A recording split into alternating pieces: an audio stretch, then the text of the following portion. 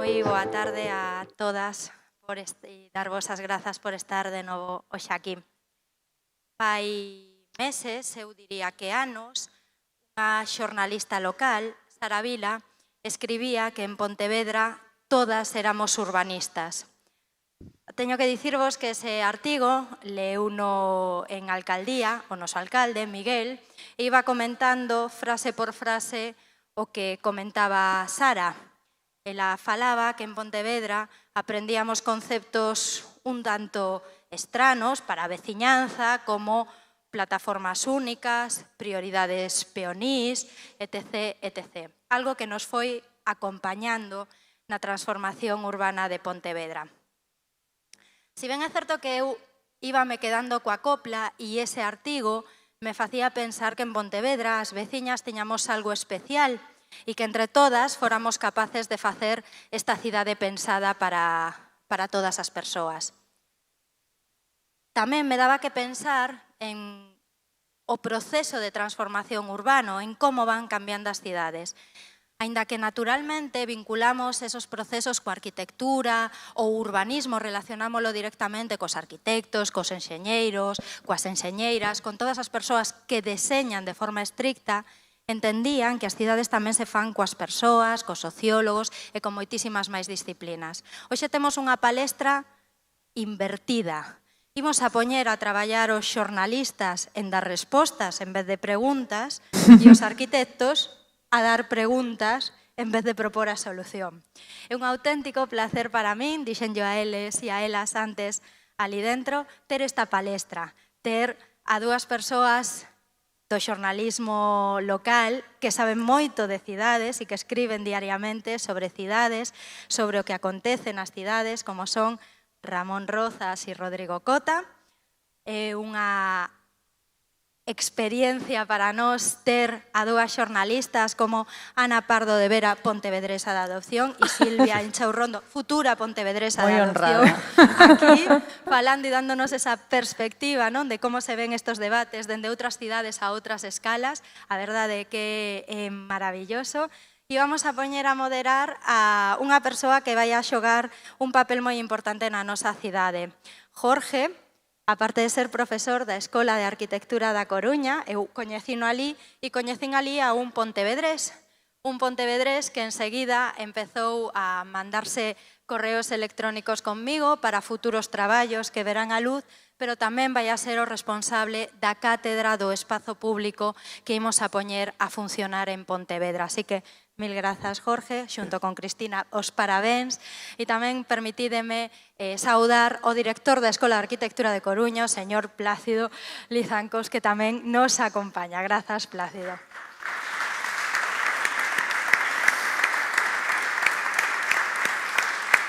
E perdoádeme se hoxe me estendo, pero quero dar as grazas a moita xente, seguro que se me esquece alguén, estou completamente casi segura, pero si me gustaría invertir uns minutiños en darlle as grazas ás persoas que fixeron Urtopías posible. As funcionarios e as funcionarias do Concello, as empresas que colaboran na realidade destes Urtopías día a día. Quero agradecerlle á empresa de son, á empresa de audiovisuais, aos traductores que estiveron con todas nós, pero especialmente quero agradecer o traballo á empresa Capicúa e quero poñerlle nomes a Marcos, a Belén e a Eva. Axudar a conseguir isto é posible grazas á calidade e ao talento da empresa pontevedresa. E, por último, pero non por iso menos importante, quero darvos grazas a todas vos, as persoas que enchestes todos os días Urtopías. Falamos de oído, falamos de vista, falamos de tacto e vamos a seguir falando de cidades. Agradecervos a todas, as que fixestes críticas, as que xerastes debate, pero sobre todo as que demostrades que Pontevedra é unha marca propia tamén nas propostas de reflexión, de debate e de vanguarda. Mil grazas, entre todas facemos de Urtopías unha cita fixa de referencia non só en Galiza, sino tamén no resto do Estado. Mil grazas por acompañarnos.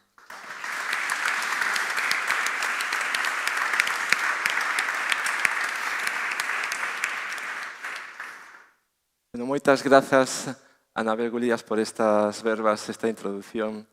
E tamén moitas grazas a todos os asistentes a esta nova edición, a esta sesión de Utopías, onde falaremos sobre esa relación entre o xornalismo e a cidade que habitamos.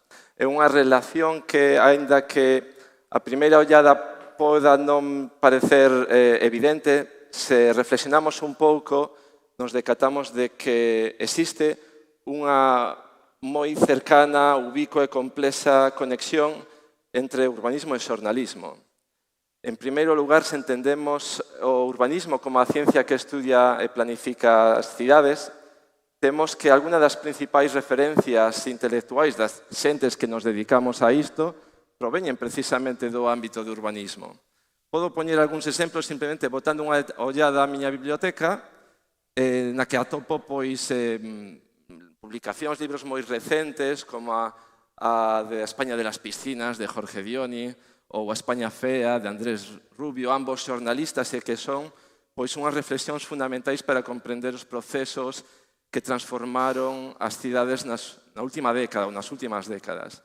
Pero tamén ao seu carón atopo clásicos como ao Tratado da Cidade de Xardín, de Ebenezer Howard, de finais do século XIX, que traballou como reporteiro en Chicago, ou un dos libros máis influíntes do urbanismo do século XX, que é de Jane Jacobs, A vida e morte das grandes cidades americanas, ou tamén a publicación A cultura das cidades, do tamén xornalista Louis Mumford.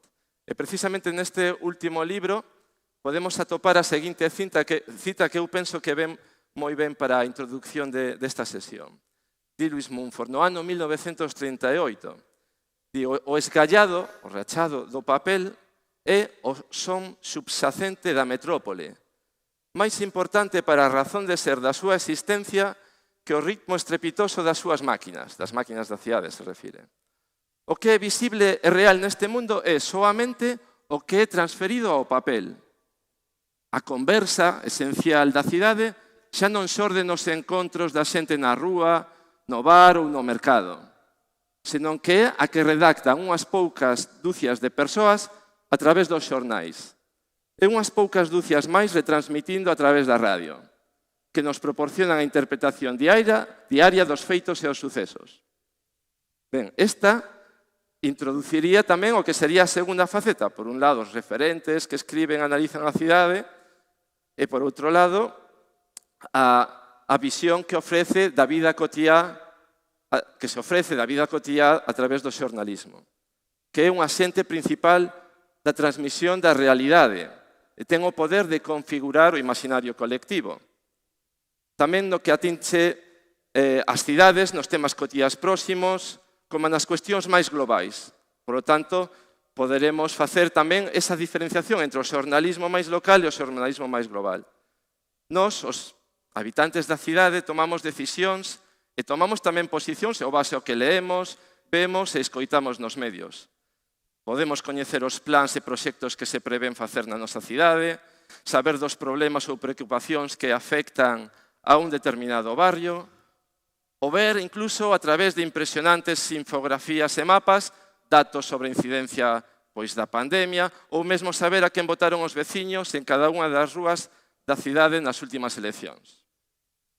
Ben, sobre todos e outros temas vamos tratar nesta sesión e tentaremos dar tamén resposta a algunhas preguntas concretas, como, por exemplo, como se aborda dende o xornalismo o exercicio de narrar as nosas cidades, como se complementan os medios locais e os medios de carácter máis global para abordar estes temas que afectan a vida cotiá das persoas, como son o espacio público, os temas do medio ambiente ou a mobilidade, entre outros.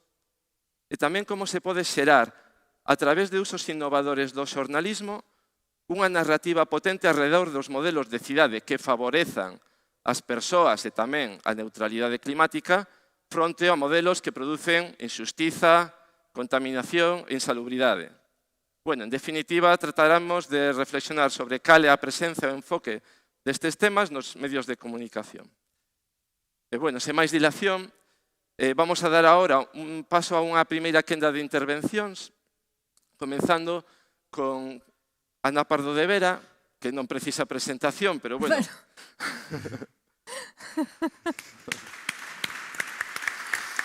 Gracias.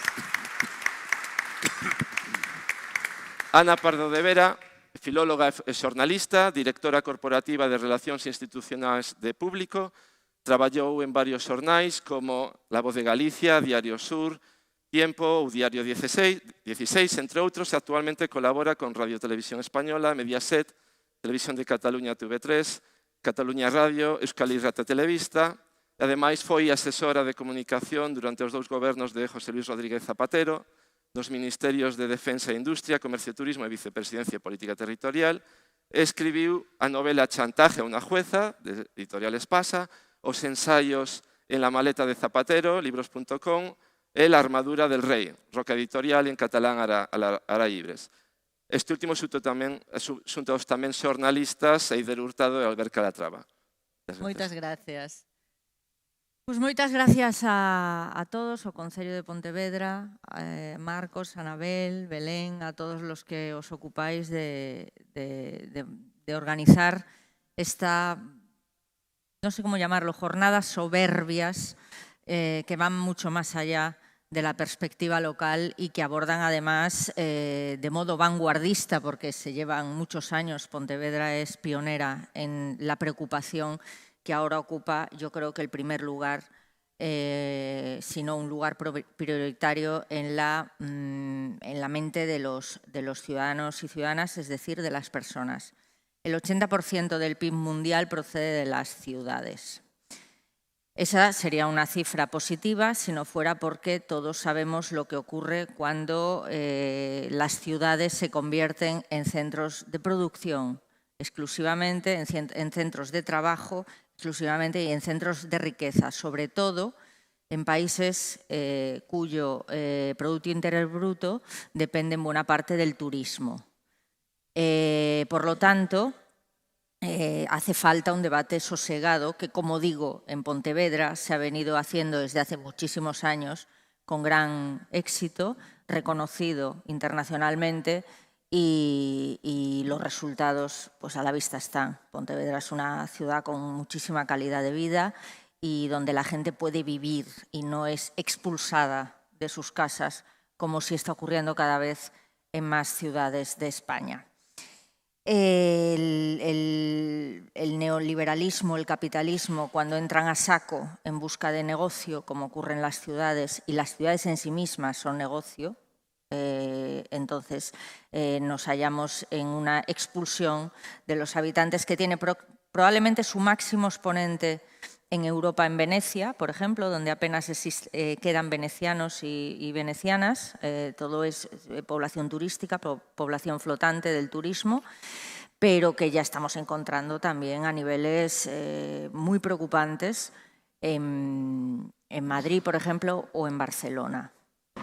Y además, bueno, tanto Silvia como yo vivimos en Madrid y lo sufrimos en primera persona, porque la cara A es la riqueza que genera el turismo constante, que ocupa viviendas, que permite alquilar viviendas a precios, o sea, es un negocio boyante y que no mira por todos aquellos ciudadanos madrileños y madrileñas, en el caso que cito, que quedan completamente expulsados de sus casas por el negocio despiadado del neoliberalismo, provocando la turistificación y la gentrificación de las ciudades.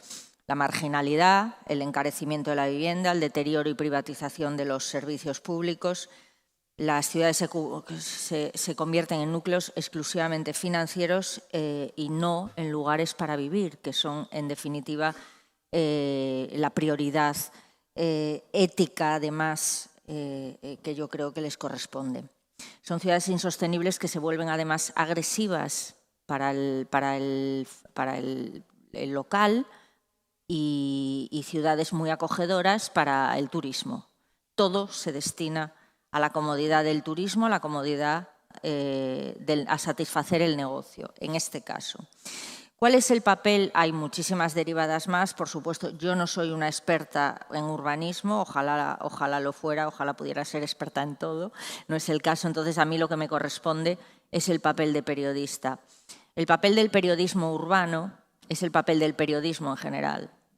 Es dar voz, a mí no me gusta decir dar voz a quienes no tienen voz, dar voz a quienes sí tienen voz pero no se les da en los medios de comunicación o en las tribunas de exposición pública, las que sea, parlamentos, asambleas, plenos, me da lo mismo. Entonces hay que sacar esas historias para poner solución a los problemas y denunciar abusos.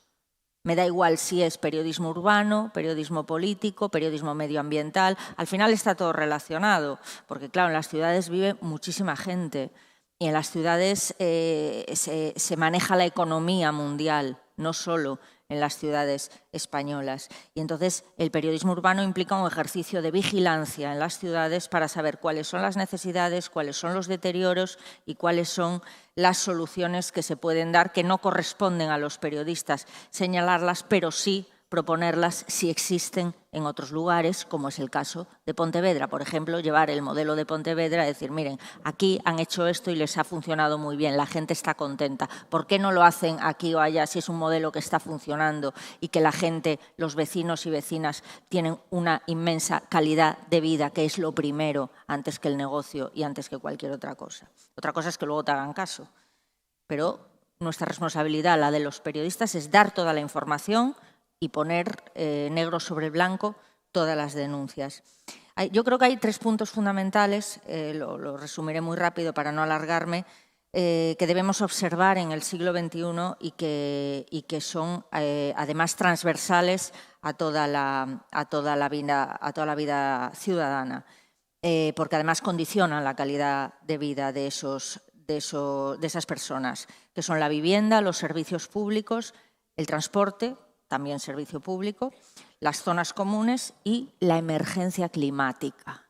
La emergencia climática no es algo que venga mañana, como todos sabéis, es algo que tenemos encima y que va a ser fundamental a la hora de construir, diseñar, reestructurar la vida urbana.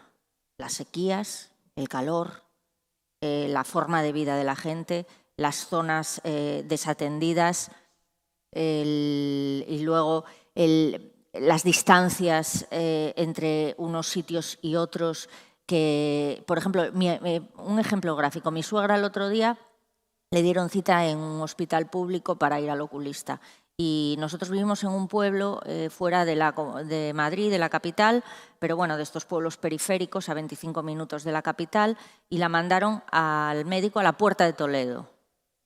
Entonces dije yo, pero vamos a ver, hay centros, hay hospitales, tienes Puerta de Hierro, que es el que nos queda por zona. Y dijo, no, es que ahora, para acortar las listas de espera, está mandando a la gente a distintas zonas a donde el primer sitio que salga la cita para acortar la media de listas de espera y poder decir, nosotros estamos acortando las listas de espera en la Comunidad de Madrid, como si ha sido, ¿no? Pero eso no vale.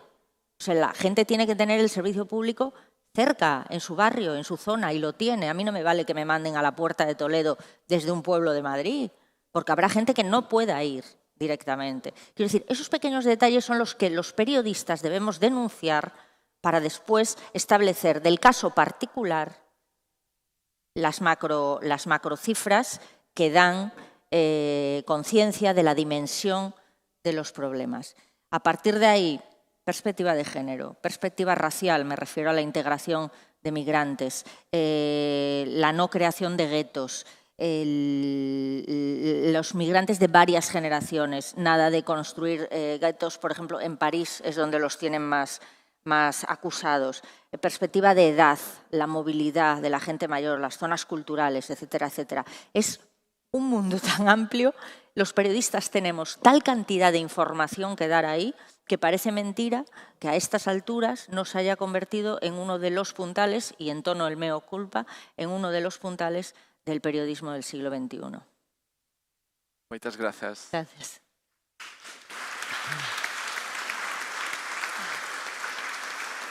Bueno, a continuación, se vos parece, continuamos pola banda esquerda con Ramón Rozas, ben coñecido tamén aquí en Pontevedra, licenciado en Historia da Arte pola Universidade de Santiago de Compostela, responsable do Departamento de Arquivo e Documentación do Diario de Pontevedra, ademais de facerse cargo das áreas de crítica artística, cinematográfica e literaria, coa realización de diferentes proxectos expositivos e culturais en diversas institucións de Galicia. Os seus textos forman parte de iniciativas editoriais, como o suplemento cultural Táboa Redonda, Noria de Pontevedra en el Progreso de Lugo, recolléndose todos eles no blog Foguetes Verdes, que podedes ver en ramonrozas.blogspot.com. Bueno, pois moitísimas grazas.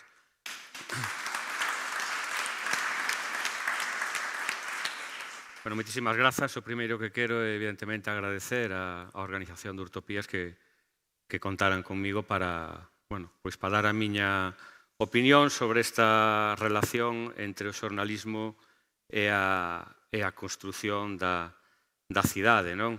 E por, como aconteceu noutra ocasión, agasallarme cunha foto maravillosa de poder estar con dúas profesionais como as que nos acompañan hoxe, que, unha delicia ver o seu traballo, e outro grandísimo profesional como é o meu compañeiro Rodrigo Cota, que, sempre é fantástico atoparse con el neste fora das páxinas do periódico, non? Tamén agradecer á organización que siga mantendo en pé este proxecto de Urtopías, porque eu que son un asiduo estando noutro lado. É fantástico poder escoitar a xente que ven doutras zonas do mundo, que están traballando en proxectos interesantísimos.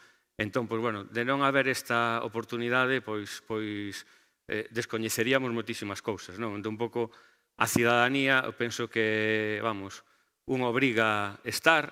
A mí sempre me chama a atención como non están os políticos presentes, políticos que están aspirando a dirixir esta cidade, a tomar decisións, e teñen unha oportunidade magnífica de comprobar diferentes realidades. Sempre é algo que me sorprende, pero alá eles. Supoño que en algún manual de urbanismo poderán resolver as dúbidas se teñen algunha, ou se teñen moi claro o que hai que facer nas cidades. Na recente Semana Galega de Filosofía, que se celebrou fai unhas semanas, Francisco Jarauta falou de que nestes tempos de globalización era tamén o tempo das pequenas utopías, non? En vez de que o ser humano intente enfrontarse a este mundo tan xigantesco, pois moitas veces, a través de acadar pequenas utopías, é como se pode realmente revertir certas situacións, non? Entón, el falaba, estou completamente de acordo con el, de que esas microutopías, onde teñen o seu primeiro espazo de desenvolvemento, evidentemente no noso contexto máis próximo, que son as cidades, non? Nesa transformación do espazo público, nesas contornas máis próximas a cada un de nós, é onde, a través dos nosos xestos, máis ou menos pequenos, pero penso que sempre son efectivos, moito máis que outros que poden ser moito máis pretenciosos, non? Tamén creo que neste tempo que vivimos, xunto co feminismo e o ecoloxismo, penso que a outra gran revolución, digamos, ideolóxica de pensamento que estamos a vivir, non me quero meter en cuestións de inteligencia artificial e todo eso, pois é a das cidades, non? Entender a cidade como un contexto urbano, recuperalo e potenciar ese valor, penso que é un dos ámbitos de traballo onde o ser humano ten que volcarse dun xeito moito máis activo, non? Estamos falando de todo isto, de pequenas utopías, nun espazo como este convento, que eu penso que é o que mellor pode visibilizar o que é unha microutopía, non? Poder estar conversando sobre o futuro das cidades con tanta xente dentro do que fai uns meses era un convento de clausura que levou 700 anos pechado a cidade, non? Entón, penso que hai poucos elementos mellores para visibilizar o potencial que teñen esas pequenas utopías, non? E, bueno, o que direi dentro dos próximos minutos van a ir saindo tamén pequenas utopías que os que nos acordábamos como era esta cidade non fai moito tempo, pois vendo as hoxe, pois sí que as podemos considerar como utopías acadadas para o ben da cidadanía, ou polo menos eso penso eu, non? Ben, sobre os medios de comunicación, é evidente que teñen un papel clave dentro de calquera sociedade, non? Esa capacidade de transmitir información, de levarlle a xente tanto datos, noticias como opinións, penso que forman parte de calquera sociedade, non? Bueno, o que vou facer agora é un pouco deixar así un pouco esbozadas varias liñas que eu penso que teñen que ser fundamentais en calquera medio de comunicación que atenda a súa realidade, bueno, neste caso a súa realidade máis inmediata, non? Evidentemente, voume cinguir máis a un contexto máis local, como é o de Pontevedra e o medio no que traballo, non? Ben, o primeiro que penso é que un xornal ten que transmitir esa nova realidade dun novo tempo, non? Ser capaces de concienciar a xente de que os tempos mudan e que vivimos nunha realidade, nun contexto que nos leva a tomar certo tipo de decisións as que estamos obrigados a facer. Non facelas sería pois negar evidencias científicas, evidencias que van contra o propio ser humano, non? Penso tamén que hai que facer visible a necesidade dunha nova cidade, é dicir, as cidades que se foron construindo a partir do século XIX, me refiro por esa acumulación de espazos industriais, de medios de transporte, entón todo eso que se foi un pouco pegando nas cidades, eso é completamente imposible de mantelo hoxe, non? Entonces, está claro que o que temos é que apostar por unha nova cidade, non? Outro elemento importante é o de defender as conquistas realizadas para non dar pasos atrás. É dicir, sabemos que cada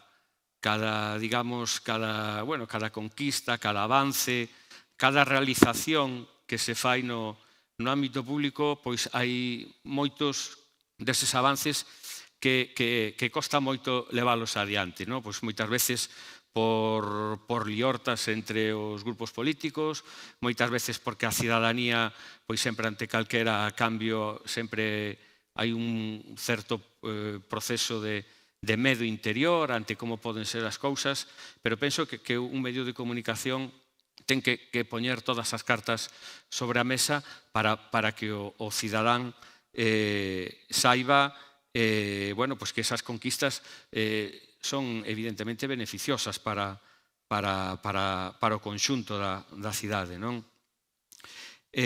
Outro elemento é o de ser didácticos. Eu penso que un medio de comunicación, aparte de tamén, de informar, ten que ensinar, ten tamén unha certa obriga moral cara a cidade de, a través non só de xornalistas, senón pois de diferentes profesionais de sectores que teñen que ver co crecemento urbano, pois que tamén teñan voz, que teñan o seu espazo nas páxinas do xornal para que amosen as virtudes e a necesidade deses procesos de cambio.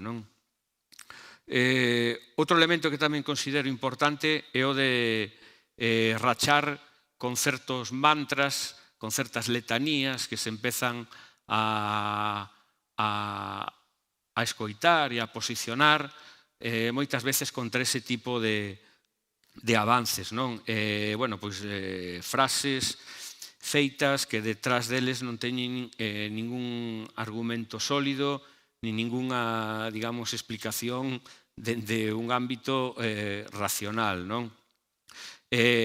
Últimamente, a nivel un pouco, digamos, global, pois estamos lendo, escoitando como dende certos sectores se está atacando a esta idea da cidade dos 15 minutos, como un pouco falando dese tipo de decisións como algo que limita as liberdades dos cidadáns, como se unha vez que percorres 15 minutos houbera algo que te impedira seguir andando. É dicir, ti é unha decisión túa persoal, pero o caso que nos comentaba Ana dese centro de saúde é perfectamente aplicable a este contexto. Entonces, sobre todo dende posicións de extrema dereita, fálase de que ese tipo de proxectos urbanísticos o que pretenden é limitar a acción do cidadán e restringir as súas liberdades. E logo, outra serie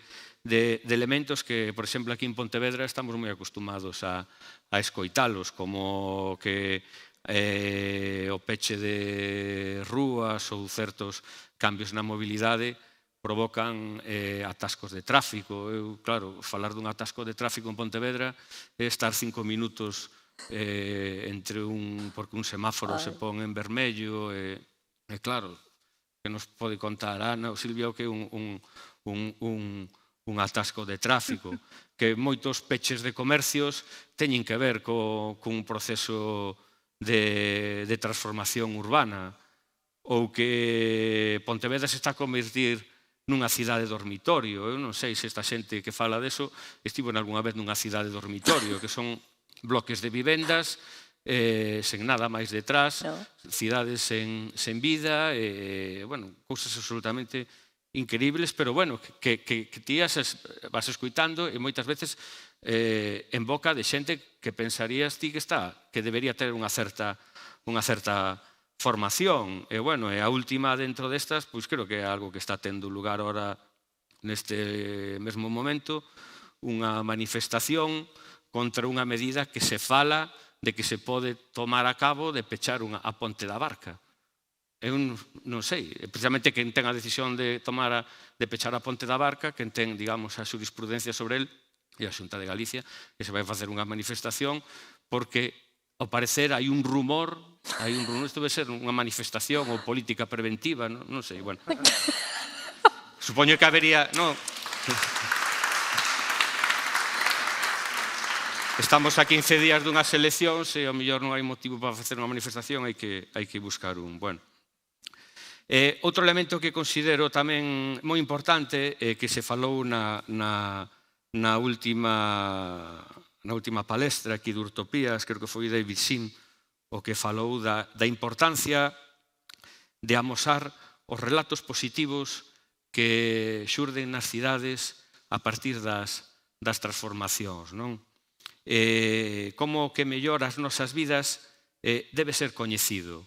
E para iso, pois evidentemente, nada mellor que un xornal que se dedica a contar historias de persoas. Aí realmente é importante que esas historias pois teñan nomes, apelidos, sexan cousas reais e visibles, que non sean teorías. Aquí un pouco que falaba eu antes, pois o estar falando aquí nun convento que se recuperou para a cidade, ou outra idea que se me ocurriu precisamente foi a semana pasada, que activou o meu artigo da semana pasada, cando na rúa Loureiro Crespo vin como unha nena de 10 anos se meteu nesta U grande que anuncia este ciclo de Urtopías, e cando vexo que a nena colle un libro e se pon a ler dentro desa U. Parece unha imaxe moi poderosa, e iso que me levou a pensar, pois en min mesmo, cando tiña a idade desa nena, eu ia ao Colexio Sagrado Corazón e tiña que percorrer esa rúa con 2 carrís de tráfico, cunhas beirarrúas estreitas, con coches accedendo ao hospital, que os coches podían subir por esa ata a mesma porta do hospital, ora hai sinais de que non se pode fumar no hospital, daquela non se fumaba mesmo dentro do hospital, había unha fábrica, a fábrica de Reyes ao pasar o hospital, estaba, bueno, digo de bromas, a discoteca Ecus, que posiblemente fora o menos peligroso de todo ese percorrido ata o colexio. Entón eu estaba pensando a cantidade de perigos, a cantidade de elementos contrarios á vida cidadán, contrarios aos nenos, que me atopaba, e agora estaba vendo a unha nena lendo un libro xusto polo medio onde pasan os coches, estaba vendo árbores movéndose ali, estaba vendo señores maiores nos bancos tomando o sol. Entón, bueno, esos son o que a xente ten que visibilizar nun xornal sobre o beneficioso deste tipo de accións. E 2 elementos máis serían, por un lado, que o xornal, sobre todo un xornal local, tería que ser quen de transmitir orgullo colectivo, é dicir, que todos estes anos que levamos pelexando porque a cidade sexa mellor, sexa máis vivible, pois que todos nos sintamos orgullosos deso, de que todos os recoñecementos que veñen da fora, que non son a medalla de plastilina, que de verdade que detrás deso hai moito traballo, e non me quero referir simplemente aos políticos, senón aos cidadáns, que tamén teñen que sufrir un proceso de adaptación aos diferentes cambios. E o último sería pois que o periódico tamén ten un pouco como prolongación do propio espacio físico da cidade, ten que ser tamén un espazo, tanto o urbano como o xornalístico, un espazo de consolidación da democracia. Isto é como da cidade, non se poden dar pasos atrás. Moitas veces pensamos que as conquistas están feitas, pero ni moito menos é así, e estamos vivindo uns tempos no que penso que nos podemos estar dando conta de moitos elementos que poden tentar darlle a volta a esas cousas. É evidente que o espazo urbano, a conquista do espazo urbano para o ser humano é unha conquista da democracia. Todos somos iguais nunha praza pública, todos uns ao lado dos outros. Isto xa o comentou Teresa Tabos outro día, poñendo o exemplo das cidades gregas. Eles, ao fin e ao cabo, eles son os que inventaron realmente a cidade e tiñan un contexto moi claro do que querían facer dentro da cidade. Eu precisamente estou lendo ahora un libro que se chama 403, que é o ano no que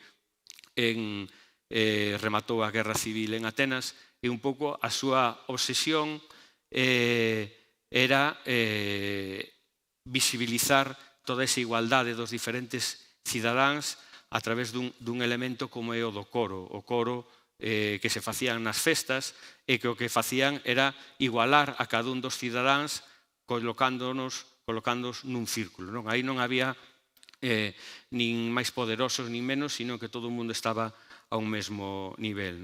Esa democratización do espazo público o que vai a permitir é que as cidades sexan escenarios de cantidade de cousas que moitas veces moita xente o mellor non tería acceso a elas ou lle implicaría un esforzo superior. Estou falando de proxectos culturais, estou falando de proxectos deportivos, estou falando de concertos, de todo o que significa un encher de vida todos eses espazos que recuperamos para o cidadán. E, nesta primeira tal, penso que máis que suficiente. Moi ben, moitas Gracias.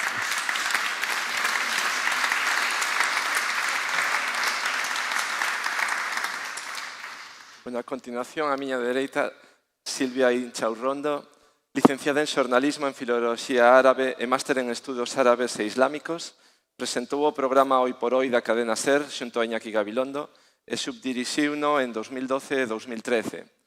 Na televisión presentou programas informativos en Prime Time, en 4, en CNN+, e traballou para El País, Televisión Española, Euskal Televista e Prisa en América Latina.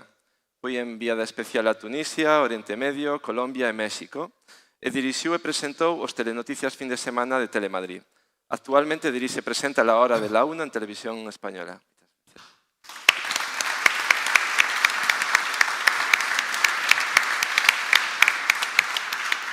Bueno, boas tardes. Muchísimas gracias a la organización de Utopías, no solo por invitarme, que ha sido un placer aceptar esa invitación. Ha sido uno de los aviones que con más alegría he cogido para venir a esta tierra maravillosa, sino por invitarnos a seguir soñando, porque es algo que tampoco hacemos tan a menudo. Detenernos, soñar, pensar y reflexionar si nuestra vida puede ser mejor. Así que muchas gracias, porque sí podemos mejorar muchas cosas. Me siento muy afortunada porque comparto auditorio con unos compañeros maravillosos. Estoy en una ciudad inspiradora porque ya ha realizado un proceso de transformación y lejos de decir, bueno, vamos a detenernos porque este proceso está completado, sigue pensando en cómo mejorarse. Y además, ya soy pontevedresa de adopción, eso sin haber empezado a hablar. Con lo cual, estoy muy contenta. Muchísimas gracias. He sido muy bien recibida en esta ciudad. Planteaba Ana, bueno, ¿por qué esta reflexión sobre cómo queremos diseñar la ciudad en la que vivimos no ha calado en los medios de comunicación? Yo creo que porque probablemente lo hemos planteado desde la óptica más negativa que podíamos plantearlo. Fíjense, hemos planteado qué tenemos que hacer, qué debemos poner en marcha. A mí me gustaría cambiar la óptica y que la pregunta sea si podemos vivir en una ciudad mejor. Y la respuesta siempre es sí. Aunque la ciudad haya realizado una transformación, sí, puede ser mejorada con avances científicos, con lo que hemos aprendido en esa transformación. Siempre podemos mantener una transformación en marcha para mejorar nuestra calidad de vida. Es precisamente ese discurso negativo el que ha calado, incluso desde la buena intención y la buena fe de decir, oye, se puede vivir de otra manera, esa lista de tareas que tenemos que hacer y probablemente esa falta de didactismo a la hora de explicar que son pequeñas tareas, si quieren ustedes, para mejorar mucho, es lo que haya hecho que no haya calado, en fin, la idea de que se puede transformar una ciudad. Hay una palabra que yo creo que tiene que estar vinculada a este proceso y es la palabra humanizar. Las ciudades deben dejar de ser y debemos dejar de ver las ciudades como urbes grises y despersonalizadas. Esto es muy importante si queremos transformar una ciudad. La ciudad somos los vecinos. Y esto es muy importante. Es la base de la que parte todo, la humanización de una vida. Decía Ana, bueno, es que, claro, estamos en unas ciudades de producción. Si lo viésemos desde la óptica del vecino, estaríamos ante ciudades y lugares de tránsito. Es decir, la ciudad es un espacio público por el que transitamos con el objetivo de ir de nuestra casa al lugar al que nos dirigimos. Este es el error. Hemos dejado probablemente de vivir la ciudad. De tal manera que ahora, si queremos transformar el espacio público, lo primero que tenemos que hacer es reconquistarlo. Hablar de eso ante vecinos de Pontevedra, que ya dieron este paso hace décadas, pues claro, puede parecer extraño. Pero en mi opinión, la primera tarea de un medio de comunicación debe ser crear conciencia. Esto es muy importante. ¿Por qué crear conciencia?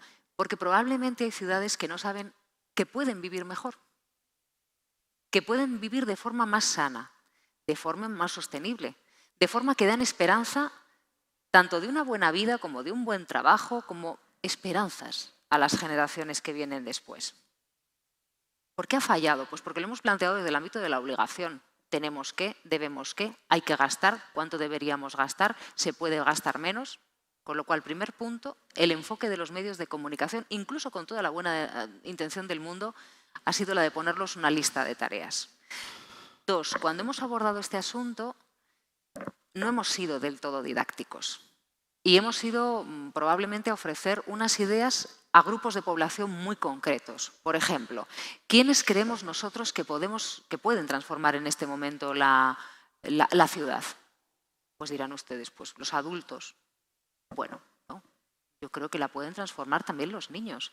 Creo que cada uno de los vecinos en su franja de edad, realizando la tarea, el esfuerzo, lo que debe hacer, desde el ámbito profesional, desde el ámbito personal, desde los barrios, desde las instituciones, puede contribuir a esa transformación. Con lo cual no ha sido un discurso transversal, no hemos implicado a todas las generaciones y por lo tanto ahora tenemos que explicarlo, cuando podríamos haberlo incorporado en programas infantiles, en informativos, en programas dedicados desde mujeres de mediana edad a hombres mayores. Todo era transversal. Podíamos haberlo hecho si hubiésemos elaborado un discurso para cada una de esas franjas. Así que lo primero que tenemos que hacer es crear conciencia. Decir a la gente que quizás las condiciones en las que vive no son óptimas y quizás no son las más sanas, pero que se pueden transformar. ¿Cómo se puede transformar? Primero, mostrándoles ejemplos de ciudades en transformación o que ya han vivido su transformación. El antes y el después. Con cifras, esto es importantísimo. Hay que ofrecerle a la gente unos datos que indiquen, más allá de una mera opinión, que el cambio favorece. Para crear conciencia también hay que recoger las dudas de la población. No podemos decirle a los vecinos, no, es que esto es lo que hay que hacer, esto es lo bueno. No. Para crear conciencia hay que escuchar a esos vecinos, recoger sus dudas, generar un debate público y darle respuestas, darles las mejores respuestas. Además de todo esto, no debemos crear polémicas estériles. Creemos debates, siempre desde un punto de vista constructivo. Y no fomentemos la nostalgia. Yo vengo de una zona maravillosa que es Bilbao y la margen izquierda de Bilbao. Y todavía recuerdo cuando era un adolescente y decían, bueno, pero es que nos van a poner aquí un museo de titanio, un barco de titanio en medio de la ciudad teniendo un puerto. Yo creo que no va a salir bien. Yo creo que no va a salir bien. Decían algunos de los vecinos, ¿a quién se le ocurre poner un museo? ¿Y quién va a venir a vernos? Si es que todo el encanto de la ría, una ría llena de industrias que estaban en un proceso de reconversión, que estaban desapareciendo, una ría inhabitable, una ría contaminada, una atmósfera irrespirable. Todo eso, ¿quién iba a venir a vernos? ¿Alguien recuerda aquel Bilbao? Pues ayudemos a los ciudadanos a que la nostalgia por tiempos pasados peores no deben evitar la transformación, porque lo que nos va a dar la transformación es mucho mejor. Desde el ámbito de la salud, desde el ámbito de la conexión, desde el ámbito del trabajo, porque generará una reconversión económica que también hay que explicar a los vecinos. Y hay que darles voz. Es verdad, yo estoy de acuerdo con Ana. Hay que dar voz a la gente. ¿Por qué? Porque las ciudades, las urbes, sobre todo las más grandes, están despersonalizadas. En las grandes urbes muchas veces no sabemos quién es nuestro vecino de al lado, el vecino de abajo. Bueno, quizás el frutero, el carnicero, igual le vemos más de vez en cuando, si siempre vamos a una misma carnicería. Muchas veces no conocemos quién está a nuestro lado. Esa es una de las primeras tendencias que hay que revertir mientras estamos creando conciencia. Que conozcamos quiénes son las personas con las que compartimos un espacio, eso es lo que va a hacer que reconquistemos y hagamos nuestro ese espacio. Queramos cuidarlo y queramos que ese espacio entre en nuestras vidas y deje de ser un lugar de tránsito. Y a mí en este punto, cuando ya toca explicar la transformación, creo que los medios de comunicación no deberíamos de caer en la falsa equidistancia. No podemos poner en un medio de comunicación a aquel que dice a la par, al mismo nivel, no. El cambio es un horror, no debería producirse el cambio. Y el que dice que sí, que debe producirse, no están al mismo nivel. Debe producirse el cambio.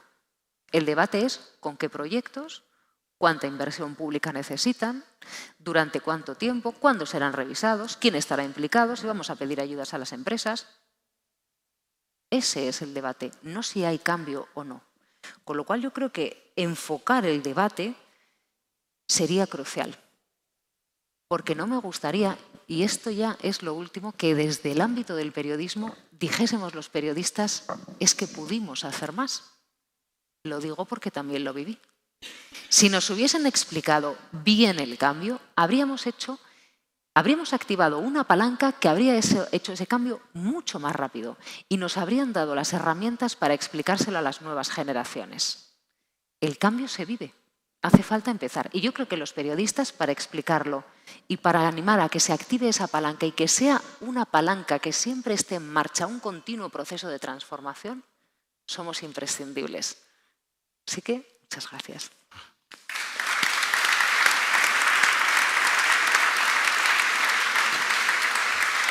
Gracias.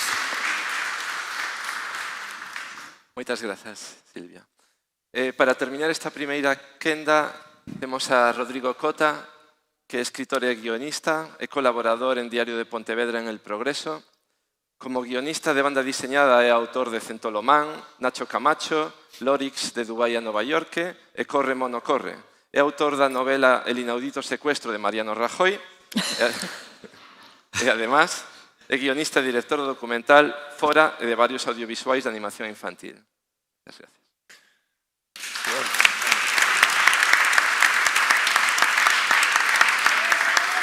Bravo.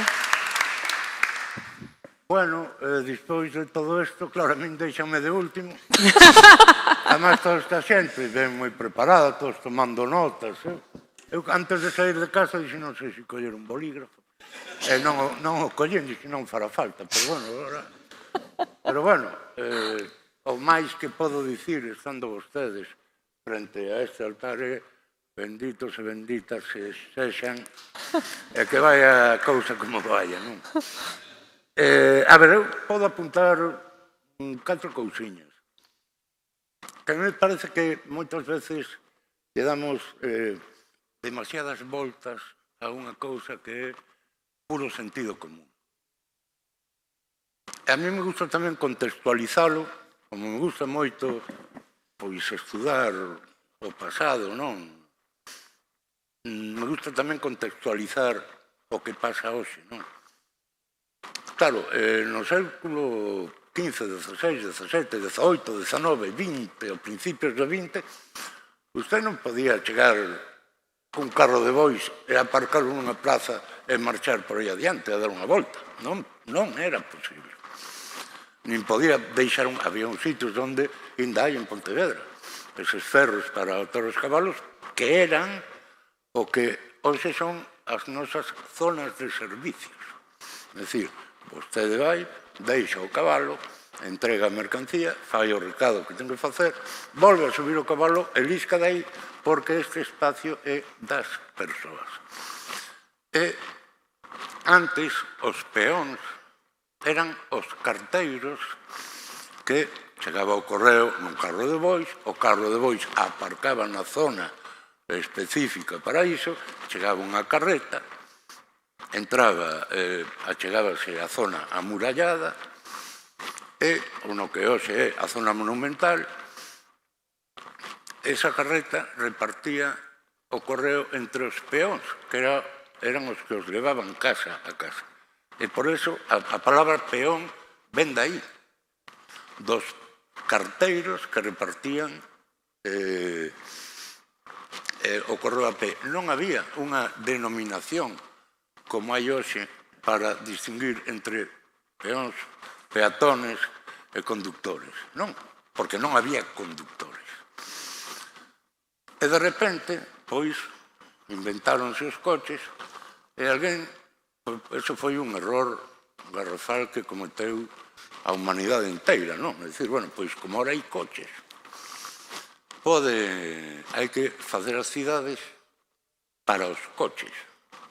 Entón, hai que empezar por quitarlle o espazo aos que non van en coche, para os que teñen un coche poidan chegar a onde lles dé a gana co coche. Entón, máis carriles.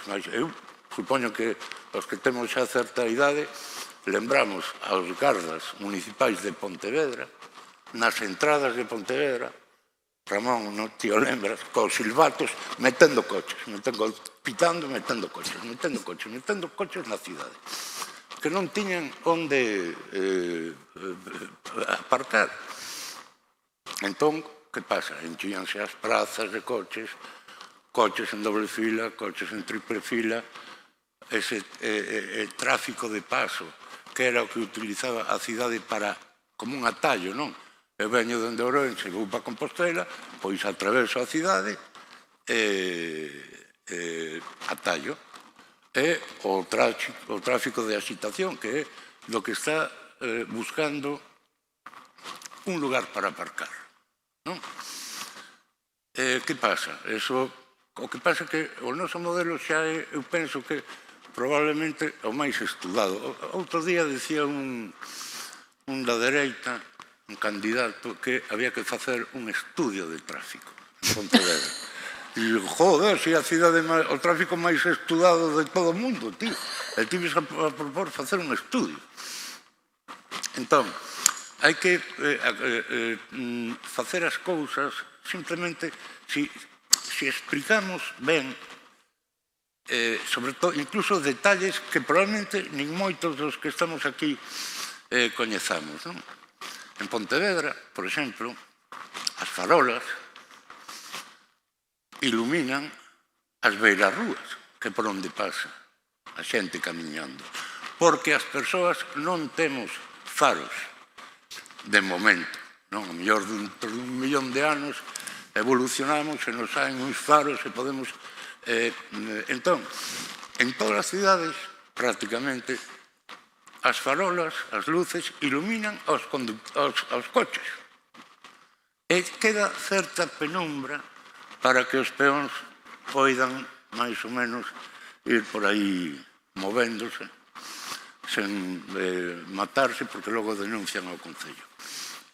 É dicir, son cousas tan de sentido común que, mira, unha vez, eu escribín unha temporada que estiven colaborando con El Español, que é o digital de Pedro J, que foi a cousa máis extravagante que fixen na miña vida. E unha vez colello un artigo sobre o modelo pontevedrés, non? Ao director da unha revista que se chama Portfolio ou algo así, que agora votárono, e cando votaron a él, pois votaron a min tamén. E claro, o director daquela revista, cando li o artigo, me decía: es que es todo sentido común. Un tío do periódico de Pedro J, es que, claro, visto así, todo parece tan normal. Digo, joder, é que é verdade. Vamos a ver. Entre unha persoa que vai camiñando ao estanco, ao banco, á tenda, a tomarse un café, e un tarao que decide, para facer eso mesmo, coller unha máquina que pesa tonelada e media, que contamina, que fai ruido, que provoca accidentes, pois a quen hai que darlle prioridade? A quen hai que darlle espacio? É que xa non se pode nin plantexar unha discusión sobre este asunto, porque é puro sentido común. É dicir, non ten sentido que a maioría do espacio o utilice un fulano que vai nun coche e que ocupa o espazo que poden ocupar, pois, 7 ou 8 persoas que van camiñando. Dalle ese espacio ás persoas e elimina o tráfico que vai atallando, elimina o tráfico de coches que están dando voltas para aparcar, porque claro, se eu poño aquí diante 10 plazas de aparcamento gratuito en superficie, que non son nin zona de carga-descarga, nin zona de servizos, que vai pasar? Que van entrar 100 coches por minuto para ver se unha desas plazas están libres. E logo van ir dar volta por toda a cidade e van volver ali a ver se unha desas está libre. Claro, eso é como xogar a lotería, non? É outra estupidez. É dicir, se non queres meter, porque agora tamén se están dicindo que hai que reordenar, facer axustes. Non hai que facer axustes ningún. E vamos a ver, as cousas están ben, joder. Temos un modelo que funciona, que ademais, aí hai que decir que o BNG, porque unha cousa é a narrativa, e outra cousa é o relato, non? Oxe, o relato corresponde aos partidos, non? Eso que antes usaban argumentarios e tal, hora teñen un relato. Entón, hai que decir que os gobernos de Lores montaron un relato que se presta moito á narrativa que logo facemos outros, non? Un relato no que, por decirlo de algún xeito, a cidade funciona como un sistema de vasos comunicantes, non? Que se quitas auga deste vaso, nivélase, pero se quita un pouco de auga a todos os demais, entón estamos perdendo.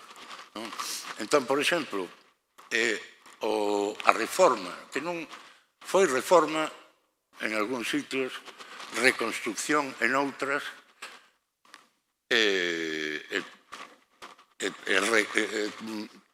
digamos, unha volta ao principio, según o caso, non? Claro, de repente nos decatamos de que xa non morre ninguén por accidente de tráfico en Pontevedra, non? Ahora, para que nos atropellen, temos que ir a Coruña. Eu estou convencido de que cando se empezou este proceso, ao mellor ninguén pensaba en que unha das ventaxas ou unha das consecuencias sería a disminución de accidentes. Pero tamén ten todo o sentido común, non? Se quitas coches e aos que deixas estar, o máis que poden ir a 30 ou a 20 en unha rúa de plataforma única a 10, pois a quen vas a atropellar? Ainda máis fácil que atropelle un coche que un coche me atropella a min. E o outro día estaba camiñando pola rúa Virxe do Camiño e de repente vexo un tío que viña nunha furgoneta e baixa a ventanilla, hola, Cot, e viñamos falando, el coa furgoneta, voilà, porque total, non pode ir máis rápido que a min, non? Entón, claro, entón volvo sempre ao mesmo. Se explicamos estas cousas deste xeito, eu penso que a xente as entende moito mellor. Por eso, que impide que se peonalice a súa rúa, por exemplo, imaginemos un votante de Vox, que creo que en Pontevedra hai, eu coñezo un. E claro, el moderno, el canto, bilduetaros, non sei que. Pero é o primeiro que logo pide que a súa rúa, que na súa rúa poñan pasos de peóns elevados para que non atropellen ao seu fillo cando vai camiñando pola rúa, non? Eso sí, en todas as demais, el quere ir, que lle quiten os lombos, que lle quiten todo, porque el quere ir aí como un tío de voz, non? Coa música a todo volumen, a ver, tío, vas sentado nun coche, a música, escoitando a música, bueno, supoño que será Jiménez de los Santos, non? A temperatura que ti queres, non? Bueno, e logo tes que facer unha parada, un atasco de 5 minutos, porque penalizaron unha rúa e eso é unha desfeita. Eu me pregunto, se todo o problema que ten esta cidade é o peche dunha rúa de 150 metros, é que a cidade non ten problemas serios, non? Porque...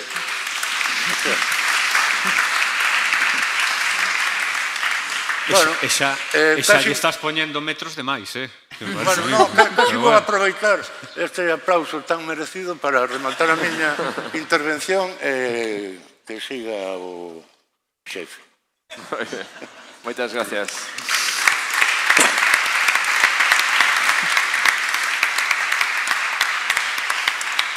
Bueno, grazas por estas primeiras quendas de intervención onde xurdiron temas moi interesantes, moi novidosos algúns deles, temas como a importancia ao labor, o papel do xornalismo como elemento, factor de concienciación, de romper esas inercias tan fortes que existen na sociedade e tamén nas cidades.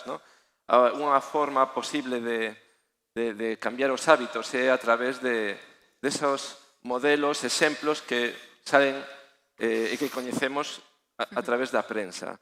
Neste sentido, quizáis para comezar a quenda aberta, no que xa, menos formal e podemos xa saltarnos os turnos e interrumpirnos un pouco máis, quería lanzar a seguinte cuestión.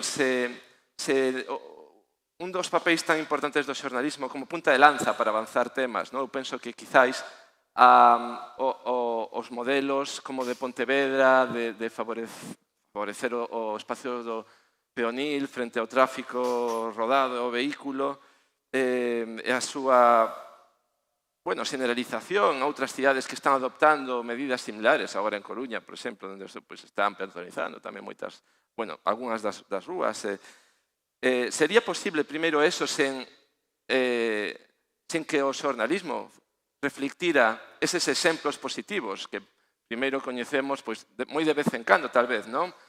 Falamos de Copenhague, da cidade dos 15 minutos. Eso por unha banda, non? Se sería posible que estas medidas, estos casos de éxito, se replicaran noutras cidades e se foran generalizando sen esta labor do xornalismo. Isto leva a segunda pregunta, cuestión que sería, tendo claro o tema da mobilidade, que temos tamén, parece haber bastante un sentido común que decía Rodrigo, non? Cuestións de sentido común. Pero, cales son os outros temas que quizáis non estamos prestando tanta atención? Será algúns que saíran como a vivenda, os servizos, a emerxencia climática, a perspectiva de xénero, ou esa tamén concepto tan interesante de non falar só para unha persoa estándar, unha xeneración de persoas. Quen quere comenzar? Comenzamos outra vez por Silvia. Sí, no sería posible, claro. Cuando uno quiere mostrar a una población que hay otra forma de vivir de forma más humana, lógicamente tiene que ponerle el ejemplo. Es mucho más visual y mucho más práctico. Lo que ocurre que a mí a la hora de poner ejemplos, no me gusta poner como ejemplo la ciudad, ¿no? Mira qué ejemplo es Pontevedra. No, creo que en el caso de los medios de comunicación es bastante más efectivo mostrar cómo se ha reformado este convento, los usos que se le puede dar. Es decir, lo más ambicioso no es decir, oye, esta ciudad que bien lo ha hecho, te voy a hacer un reportaje de 2 páginas en el periódico, completísimo, pero que quizás no llega a impactar directamente de la forma que nosotros queremos, ¿no? Para movilizar la conciencia. Creo que es, en mi opinión, óptimo mostrar ejemplos como este desde el punto de vista de la arquitectura y del urbanismo y, por otro lado, historias. Historias que podamos conseguir en ciudades que hayan realizado una transformación de éxito y que sean trasladables a ciudades donde queremos implantar y poner en marcha ese éxito. El caso de, no lo sé, María tiene una pescadería, pues antes le costaba 20 minutos llegar del puerto hasta su casa. ¿Por qué? Porque había muchísimo tráfico. Una vez que se ha quitado el tráfico, tarda 5 minutos, con lo cual es más rápida, lleva a sus clientes el género de forma personal y además gasta muchísimo menos en combustible. Por cierto, desde que se ha comprado la furgoneta eléctrica es que prácticamente no paga nada. Es decir, todo ese tipo de ideas que podemos aportar a la gente, yo creo que les pueden dar referentes y también un camino que seguir para conseguir ese referente. Es decir, no solo mostrarles una transformación final, sino cómo cada uno de los vecinos o referentes de cada comunidad han abierto un camino propio para llevar a cabo esa transformación. Muy bien, muchas gracias. Es que el asunto de los medios, o sea, el foco de los medios de comunicación es que generan opinión pública y generan debate público. Entonces, si lo que no sale en los medios parece que no existe o no se habla de ello. Entonces, es importantísimo que pongamos efectivamente el foco en ciudades donde prima pues eso, el urbanismo sostenible y humano, humanizado, donde la prioridad es la habitabilidad y el bienestar de vecinos y vecinas por encima de otras cuestiones que priorizan a lo mejor otras ciudades. Es verdad que luego está el parámetro de que cada ciudad es un contexto diferente, es un clima diferente, tiene sus circunstancias y es muy difícil, claro, llevar los modelos exactamente, ¿no? Calcarlos exactamente, extrapolarlos exactamente de una ciudad a otra. Pero sí se puede aprender mucho haciendo como en mi opinión, el periodismo es más efectivo, que es a través de historias personales, de actos, acciones políticas o del ayuntamiento o de los barrios o demandas vecinales personales, historias que luego se extrapolan a grandes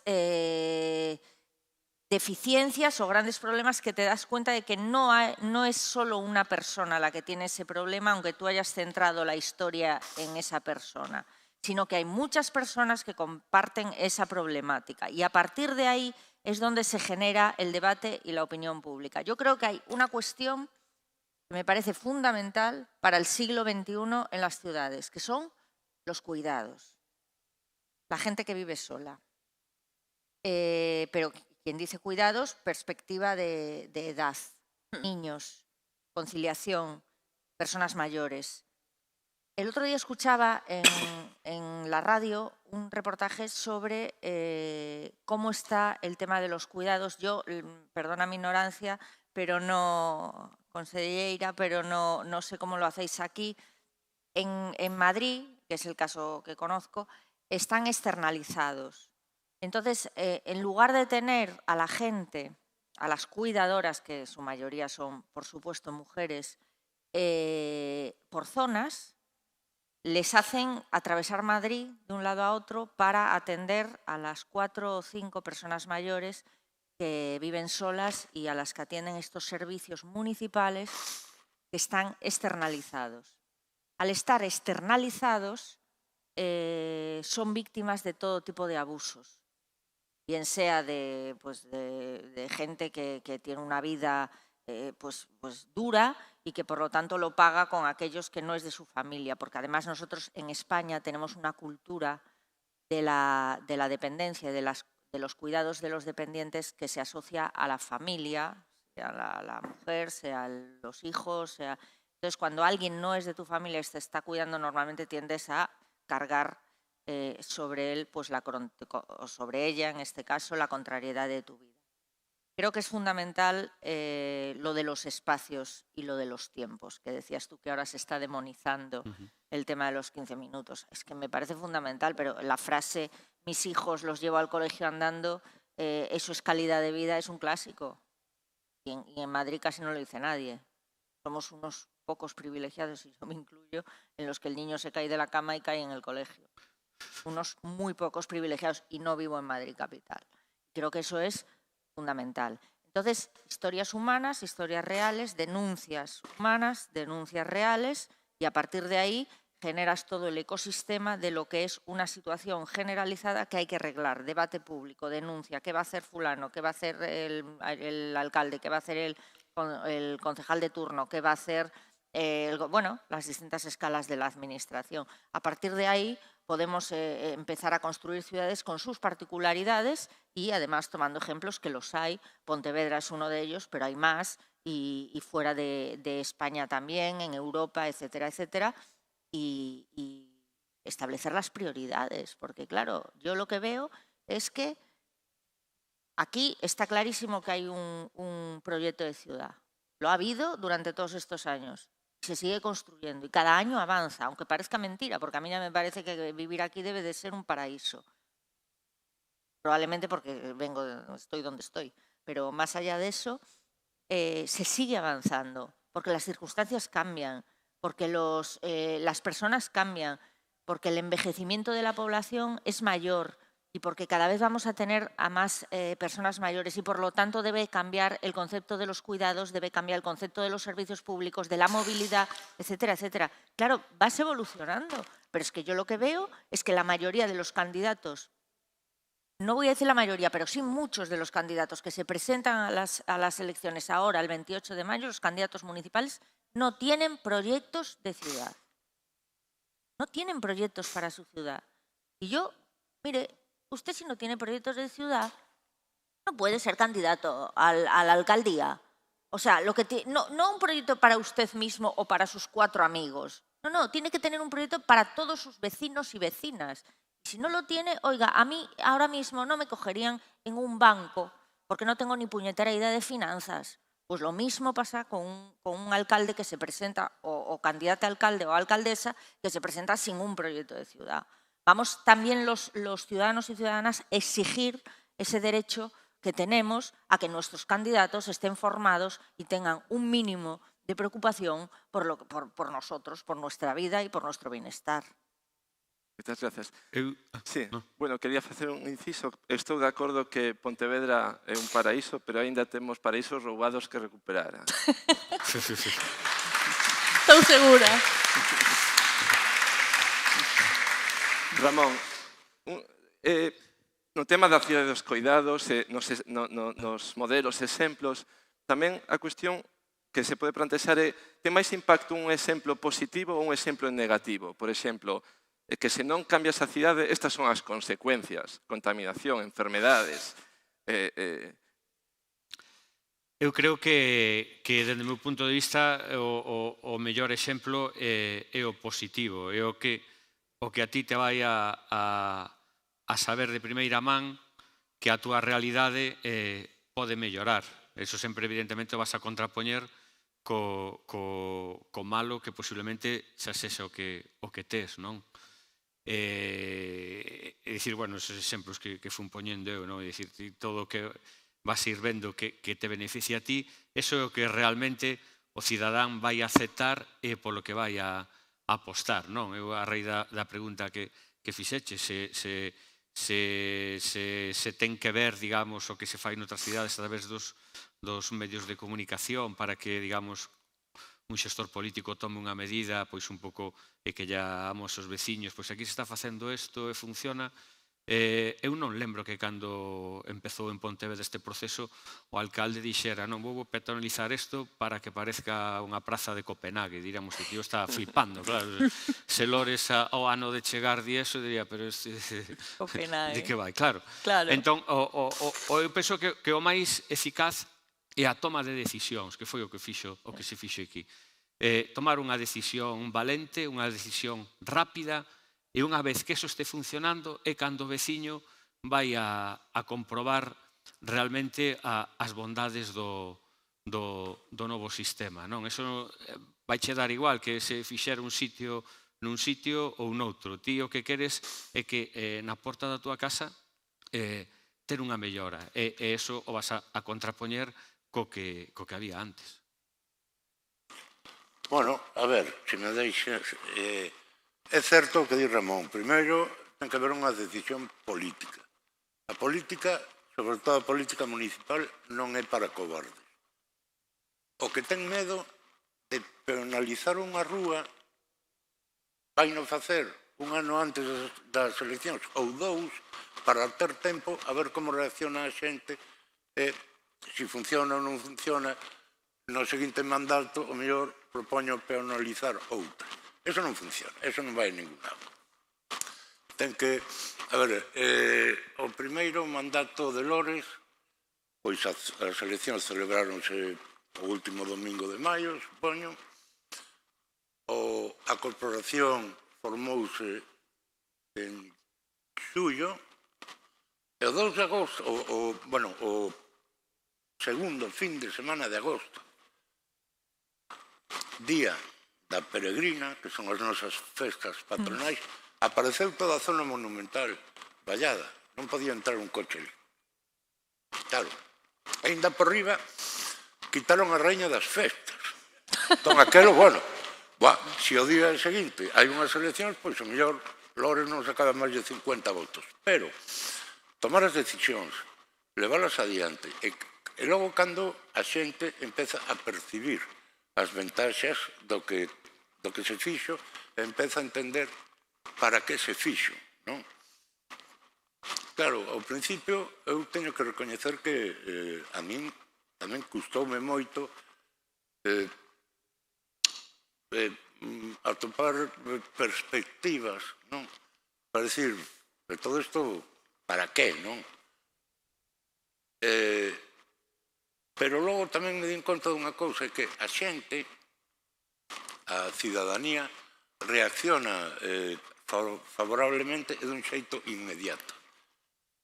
É dicir, cando ti liberas un espacio e lle devolves a xente ocupa ese espacio. Ao día seguinte, eu estou convencido que se poñemos unha rúa de auga, en 2 días aparece un gondoleiro. Porque, mira, vou vos poñer un exemplo. En Raíña Victoria, non, Raíña Victoria non, joder, Virxe do Camiño, a min caeme a 60 metros da miña casa, entón vou moito por esa rúa. Fíxose neste mandato, convertiuse nunha rúa de plataforma única. E ximos desde a Peregrina, cara ao cruce, sube Uxío Novoneira, Eduardo Pondal, Avenida de Vigo por alá, ábrese un espazo que hai como unha pequena praza, hai algo de mobiliario urbano, as cadeiras e unhas cousas de madeira, e un día, como por aí de cando en vez, un domingo, vexo que pasa coñecidos meus, unha parella nova, cun cochiño de bebé, non? E daí, pois, a 10 minutos vexo outra parella. E logo dixen, joder, carallo pasa aquí. Porque seguían pasando.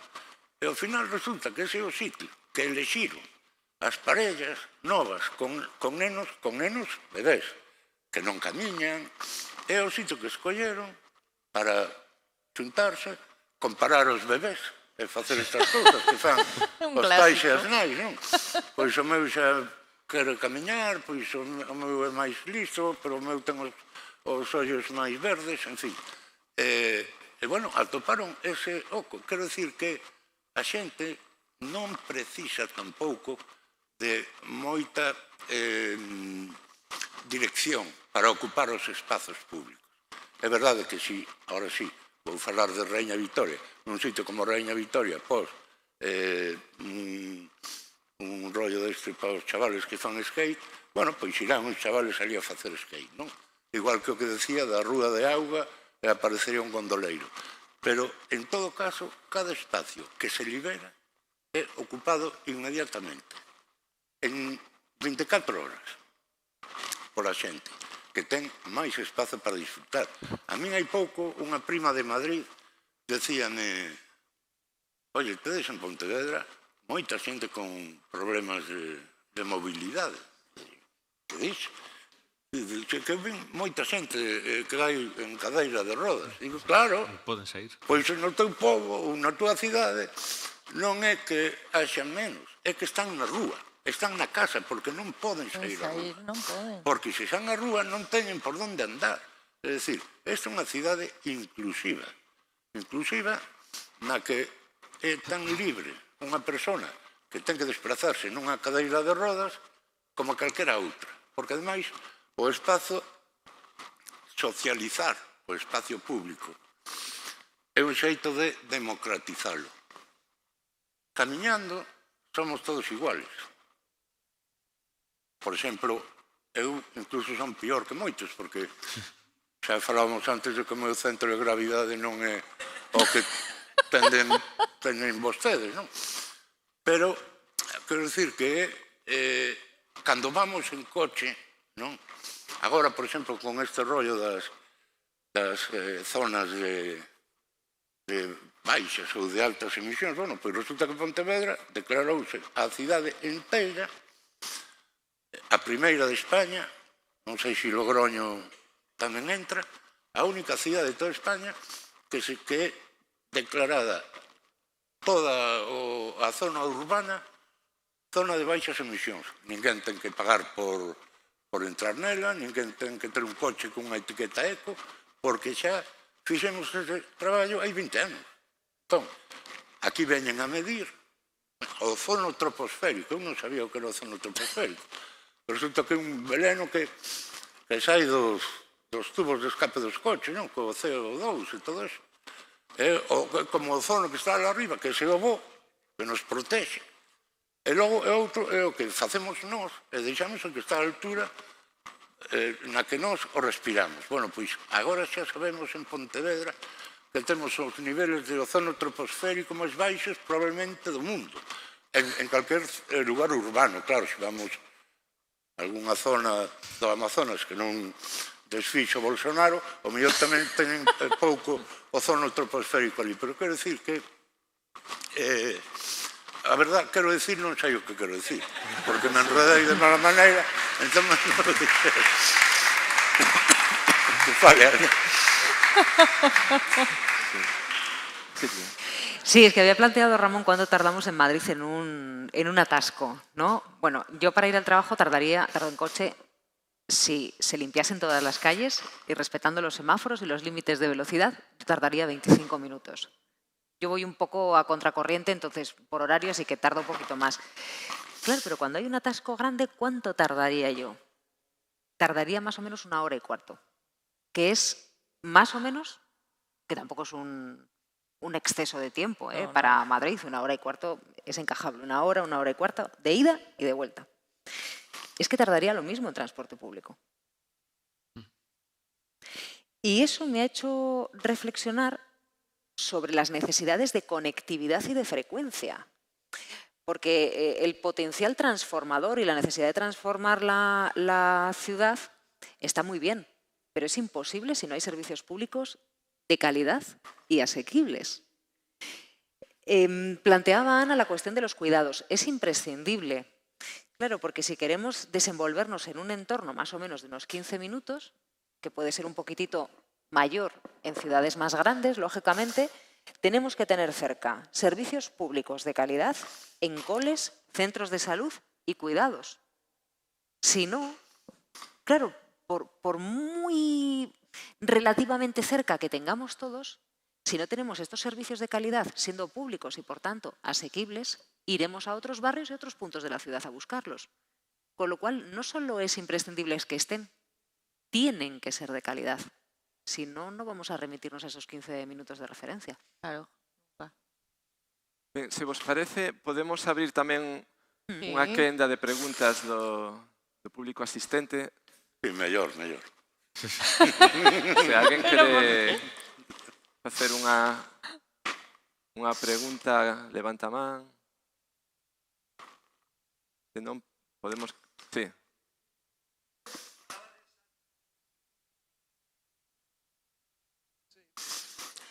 Hola, que tal? Falabades antes da necesidade da participación cidadá, non? Pero é imprescindible, non? E é, digamos, un dos retos do urbanismo cando chegamos á democracia, non? Que esos procesos non foran só de técnicos, sino tamén facelo extensible, non? A asociación de veciños, é dicir, que fora algo participativo. O que pasa é que aí necesitamos tamén que a propia cidadanía se organice, non? Que os barrios fagan esas demandas, non? Que de alguma maneira contrarresten a veces un discurso político que non vai por esa liña, non? Que vai máis no que tú decías ao principio de convertir as cidades en centros de produción, non? E o que vexo, non no caso noso, claro, pero si vexo como cidades que perden por completo esa calidade, porque realmente estamos, e o vexo na xente nova, pasan toda a vida traballando. O sea, un día é de sol a sol traballar e traballar e traballar. Esos espazos de relación, de convivencia, non existen. Por qué? Pois porque vas de casa a traballo, de traballo a casa. E iso realmente, pois claro, ao final se perde esa articulación, non dunha resposta por parte dos barrios, non? E logo tamén ralentiza a toma de decisións. E parece que non podemos ralentizalo. As cidades se construían lentamente, o que tú poñías antes o exemplo da historia, as cidades era un proceso lentísimo, pero todo se pensaba e se repensaba, e agora todo queremos respostas inmediatas. Entonces, lóxicamente, digamos que os tempos de execución e os tempos de debate aí entran en colisión. Entón, eu creo que esa peza de democratización para min sigue sendo unha asignatura pendente. E xa para rematar, ahora unha das críticas que se fai é Pontevedra é moi bonita, Pontevedra se pasea moi bien, pero non hai trabajo. Claro. É que ese mantra que tú decías, pois eu engado ese mantra tamén, porque a mí me parece que é falso absolutamente. Claro, que ese é outro deses mantras, porque aquí o único que parece que o único traballo válido é un traballo industrial. É dicir, porque un traballo no sector da cultura ou no sector servicios non se considera igual que o traballo nunha fábrica. Producción, negocio, producción. Es que estamos metidos en esa espiral. Y hay gente que considera que si Pontevedra no es un centro de producción permanente y constante donde la gente trabaja de sol a sol, ya no hay trabajo. Es una trampa más muchas veces también de lengua. Outra cousa que tamén me chama sempre moitísimo a atención é o de, claro, eu supoño que eso virá da Pontevedra de sempre, de que en Pontevedra tiñas que vivir en Michelena e ter o traballo, non sei, na ferrería ou así. É dicir, hoxe en día, cal é a gravidade de que ti vivas en Pontevedra e o teu traballo estea, pois, que teñes que ir a traballar a Vigo ou teñes que traballar a Vila García ou tal. Que é o problema? Acaba de falar Silvia de desplazamentos dunha hora. Aquí, 1 hora e cuarto, te pos en Ourense, 100 kilómetros. Claro, evidentemente, o que hai que ter as comunicacións necesarias, pero penso que é unha maravilla poder vivir nunha cidade como en Pontevedra, e, bueno, se o teu traballo está en Vigo, tardas nun tren 14 minutos. Non pagas. Claro, é un tren que te pon no centro de Vigo e agora te pon no centro de Pontevedra. E iso aquí, moitas veces se fala deso como un drama. Cando se empeza a falar de cidade de dormitorio, pois non, pois moitas veces ti tes que valorar a calidade de vida que tes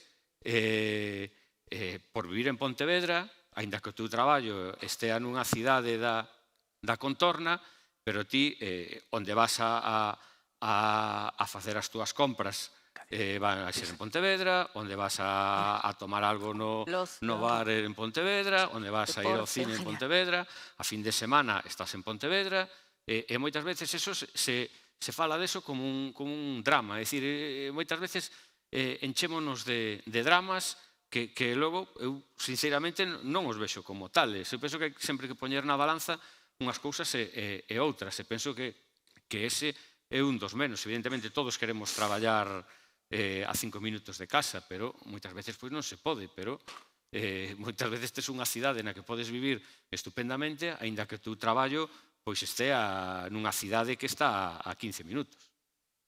Bueno, hai outra cousa máis tamén, por exemplo. É dicir, aquí hai unha protección ao comercio local que non se dá noutras cidades na que se construe sempre o maior centro comercial de Europa. Pasou na Coruña, pasou en Vigo, pasou en Compostela. Iso que fai? Que o comercio local desapareza. Ainda por riba, as grandes multinacionais deixan os comercios que teñen nas rúas. Pasou na Rúa Real na Coruña. Todos marcharon para o centro comercial e deixaron a Rúa Baleira, que era a milla de ouro da Coruña. Entón, bueno, hai que tamén entender que dentro dun modelo que defende os espazos públicos, tamén defende que eses espazos públicos sean utilizados por xente que vai camiñando a comprar. Porque aquí sempre creo que outro día contou no Lores, non? O de Viñas, non? Cando lle preguntaron que lle parecía peonalizar a súa rúa. El decía, na miña librería nunca entrou un coche a mercar un libro. É verdade. Entón, se non entendemos un pouquiño de que vai todo isto, non? Que non vai solo de facer unha reforma, unha reconstrucción incluso urbana e un reparto do espazo público para disfrute da maioría da xente que o utiliza, porque senón, se nós collemos este espazo e metemos aquí 2 carriles, pois quedan eses 2 escalóns para os peóns que van para lá e aquel trozo do altar para os que van para outro lado. E os coches ocupan un espacio que non precisan. Porque, mira, eu vou todos os xoves polas mañán vou a Onda Cero, que teño ali un programa con Susana Pedreira. E antes de entrar en directo, eu asómome a un balcón que teñen así circular. Non é que teñan as vistas fermosísimas, non? Pero si se ve pois a fonte dos nenos, a rúa que pasa, se ve Sagasta, se ven as rúas que marchan cara a Benito Corval, é dicir, son 2 ou 3 cruces importantes, non? Eu sempre me quedo aí 5 minutiños que tardo en entrar en directo contando os coches que pasan e comparando cos peóns, non? Para outra cousa non teño que facer ese tempo aí. Entón, ves que pasan ao mellor un coche por minuto.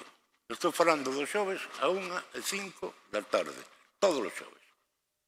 E, sin embargo, ves que hai centos e centos de persoas. Que pasa? Que os coches están indo a onde teñen que ir. Non están estorbando, dando voltas, facendo ruido, atropellando a xente, eu que sei, contaminando, non? Os coches están nos garaxes ou onde... Porque logo é outra, non? Tamén o conta a veces o alcalde, aquelo da xente que chega e lle diga ao alcalde ou algún concelleiro, oiga, que yo me compré un coche, e ahora onde lo aparco? E de, bueno, pois se eu merco un arcón congelador de 2 metros e non me cabe na cociña, o alcalde ten que buscar un sitio para poñelo. Ou se merco un cabalo. É responsabilidade do alcalde decirme, darme un sitio para poñer o meu cabalo? Non. Pois o coche é o mesmo. O coche é unha ferramenta para ir dun sitio a outro. E as rúas polas que a xente vai camiñando, por desgraza, convertíronse, na maioría das cidades, precisamente en sitios que só sirven para ir camiñando a toda hostia dun sitio a outro. En Pontevedra, un sae. Eu a veces saio da ferrería e tardo 1 hora e media en chegar a casa que está a 300 metros. Porque non vas camiñando, non vas correndo para chegar a un sitio. En medio dunha ruta inhóspita, chea de ruidos, de fumes, non, vas camiñando, vas paseando, atopas un colega, convídate unha caña, se non te convida, deixalo para outro día e buscas a outro que te convida. Quero dicir, falas coa xente, vas paseando, faz un corrillo, móveste pola cidade, disfrutas da cidade, vives a cidade. Entón, as rúas, eu me acordo, a última vez que estive en Madrid, que mandaronme ali a facer un 24 horas con Ana Pastor, cando era presidenta do Parlamento. Eu vi a xente, eu estaba con Xavi Fortes, e vexo que o tipo empeza a camiñar como un tolo, e digo, tranquilo, tío, joder, vamos xantar, tiñamos que volver ao Parlamento, e digo, bueno, vamos tranquilamente, paseando, e dice, no, aquí el ritmo é outro, aquí o ritmo é así, digo, pois o ritmo... Pois entón, ou unha de 2, ou collo un taxi, ou vai tirando e xa te alcanzarei.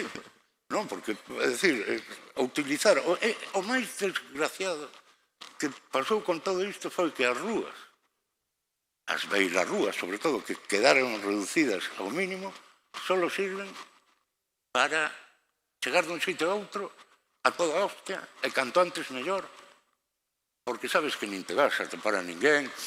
Bueno, claro, xa o di Isabel Díaz Ayuso, en Madrid non te vas a encontrar a tu ex. Home, nin a tu ex, nin a nin Dios.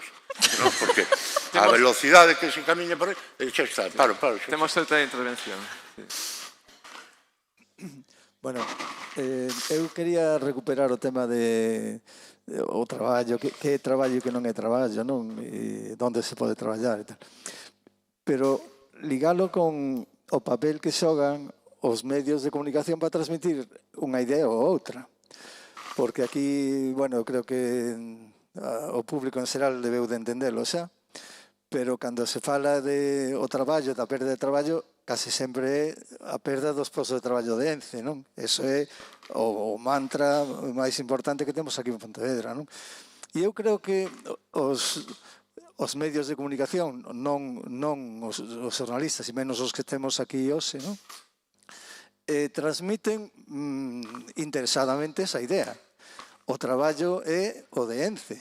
E ese traballo hai que defendelo. Entón se fan entrevistas e normalmente sempre sai a maioría de xente que, claro, como se vai sacar o posto de traballo da xente de ENCE, que poderían ir a traballar a 25 metros do dominio público, non? Pero, bueno, eu creo que eso hai unha responsabilidade dos medios, non dos xornalistas, pero sí dos medios, en transmitir eso. E, bueno, cando Jorge fixo unha alusión ao paraíso roubado, é evidente que é a ría de Pontevedra, o paraíso que temos que recuperar aínda, non? Porque ese ten que ser o centro neurálxico ao redor do que xire toda a vida de Pontevedra e da comarca. Non sei que pensades deso, de a responsabilidade ou non dos medios en ese tema. Ramón. ¿Tenéis el tema de ENCE? Yo ya hablé, habla Sí. tú. He entendido la responsabilidad de los medios a la hora de trasladar una u otra idea. Bueno, claro, la tenemos. Lógicamente, sobre todo los medios públicos. Tenemos la responsabilidad de trasladar la idea con todos los datos, con todos los análisis, por supuesto. Lo único, y me vuelvo a remitir al tema de la equidistancia. O sea, muchas veces planteamos los debates con una falsa equidistancia. O esto o esto. Bueno, quizás hay que reenfocar el debate porque solo puede ser uno de los dos elementos. El trabajo, lógicamente, yo entiendo que la gente vaya a trabajar donde esté su puesto de trabajo. Es lógico. Pero si tuviésemos una red de transporte público que nos permitiese llegar de forma rápida, con mucha frecuencia y a un precio asequible, pues eso es lo que mejora. Es por eso por lo que yo decía que los medios de transporte tienen que estar insertos en el programa de transformación de la ciudad. Sin eso es una condición imprescindible, sine qua non. Sin esa condición no se puede llevar a cabo el proceso transformador, tanto para ir al trabajo como para ir al centro, como para ir a cualquier lado. El hecho de que tengamos una ciudad transformada en una ciudad sostenible no tiene que decir que tengamos que ir peregrinando a todos los sitios, andando. Parece que vamos forzados a caminar. Que camine quien quiera y quien no, que use un medio de transporte limpio, con su frecuencia y asequible. Nada más. Lo digo porque me remito otra vez a la idea negativa que muchas veces ha trascendido cuando abordamos este debate. Es que tenemos que. Es que entonces, si la ciudad es transformada, voy a tener que renunciar a. ¿A qué debo renunciar para que el espacio público mejore? No hace falta renunciar a nada. Si todo el mundo hacemos un pequeño esfuerzo, esto se transforma. Y, por supuesto, uno tiene que ir a buscar trabajo donde deba ir, pero tendrá que ir de la mejor forma posible para todos, no de la forma más rápida para uno mismo. No sé si he respondido a su pregunta. Bueno, que él fala evidentemente dun contexto moito máis local, claro, por eso unha decía. empresa determinada, un pouco o que me De todas refería formas, eu. yo creo que Tampouco me quero escapar da pregunta que me faz porque sei ben por onde vas, non? Evidentemente todos sabemos os intereses económicos que hai detrás das empresas xornalísticas, dos movementos políticos e todo eso. Entón, pois, evidente, eu antes cando falaba de que parece que só preocupan 500 traballadores dun sector como se non houbera outros 500 perdas de emprego noutros sectores, non? Pero, bueno, todos sabemos un pouco como está montado todo isto. Evidentemente, unha cousa é a información do periódico e outra cousa é a opinión. Eu xa ao principio quise un pouco tamén plantexar dúas cousas. Unha cousa a información pura e dura, logo outra opinión a que se fai ou a que se pode facer, que moitas veces tampouco é sinxelo falar de certos temas, non? Bueno, eu tamén, por non fuxir da pregunta, porque sei que tamén vai dirixida a min. A ver, eu vou defender o meu médico. Non teño por que concordar coa información, que non é competencia miña. Eu non me dedico a dar información. O que sí podo decir é que eu, Ramón igual, escribimos sobre o tema, escribimos libremente, damos a nosa opinión, ás veces gusta máis ou menos, pero a mí nunca me levantaron ningún texto sobre contrario á permanencia de ENCE na miña vida, e levo xa uns poucos anos, uns cantos anos ali metido. De feito, compaxinei eso cando dirixín o documental Fora co meu traballo no periódico, e Ramón, a ver, que estás falando probablemente coas dúas persoas que no Diario de Pontevedra máis nos temos mollados con este tema, non? Entón, claro, joder, non me vas facer decir que o meu periódico nos está jodendo cando é o que nos permite opinar estas cousas, non? Joder, é que si... A ver, eu enténdote, Antón, pero, a ver, enténdonos si tamén a nós, que queres que che digamos, joder? Entendes? Hostia, que bastante facemos. É máis Ramón que a min, porque máis Ramón fai dun xeito máis lírico, que é moito máis dañino. Sí, penso que moitas veces hai cousas que hai que... Hai unha cuestión que da pertinencia do tema de ENCE, ou como se nos medios, que ten que ver coa inmediatez. Por un lado, a inmediatez que permite refletir o que falamos o cotiá nos medios, pero tamén a inmediatez, que é algo inherente á nosa sociedade, a rapidez con que todo pasa. De feito que as noticias, as novas sobre ENCE, teñen eco nos medios nacionais cando pasa algo como a sentenza de febreiro, que é algo que inaudito, non? Pero nos lo acaba de contar Silvia antes coa recuperación da marxe esquerda, é dicir, desapareceu Bilbao, fundiuse Bilbao, non pasou nada. É a cidade moito millor do que era, non? Punto pelota. Claro, o que nos ven, claro. Bueno, pois penso que xa... Se mercamos a milonga de que Pontevedra sen ENCE non ten futuro, joder, é o que algo que me gusta moito estudar o pasado, como vos decía, digo, mi madriña, se souberades vos a cantidade de séculos, e séculos, e séculos, e séculos, estivo a Pontevedra aquí antes de chegar vos, non? E pensades que sen vos aquí non hai nada. É dicir, compañeiros, a ver, non todos temos que ser expertos medievalistas, pero, coño, tampouco, a ver, non hai, neste mundo non hai nada imprescindible, e menos ENCE. Bueno, temos que ir pechando, quizáis para rematar esta discusión tamén aproveitando para avanzar algo que estamos traballando na Escola de Arquitectura en relación a Pontevedra con a Asociación para a Defensa da Ría e coa colaboración tamén do Concello, tamén dar un dato que fixemos nese estudio de como se podería recuperar Lourizán. Fixemos o estudio das empresas da Ría de Pontevedra, actividade económica, e atopamos que as empresas coa sede na beira da Ría de Pontevedra están creando, eran 30.000 postos de traballo facturando 5.000 millóns de euros ao ano, e eso sin contar as que non teñen a sede, como pode ser a banca, funcionarios e todo eso. O sea que, bueno, só para poñer en contexto a discusión, e moitas grazas, nada máis, moitas grazas a todos, a Ana, a Silvia, a Ramón e a Rodrigo. Gracias a ti también. Gracias. Gracias aos asistentes tamén. Por tu paciencia con nosotros. Sí. Y por cambiarnos el sitio. ¿Qué tal es ese sitio? ¿Qué tal es ese sitio? Pois, sí, moi ben, porque non tiene que facer prácticamente nada, estar aquí sentado. A mí me impone mucho un arquitecto. É verdad. Impone. Bueno, esperamos tamén a xente as próximas edicións de Utopías, esta maravillosa Es iniciativa, maravilloso. con este nome tan tamén inspirador, ¿no? De combinar urbanismo e utopías. Moitas gracias a todos. Gracias.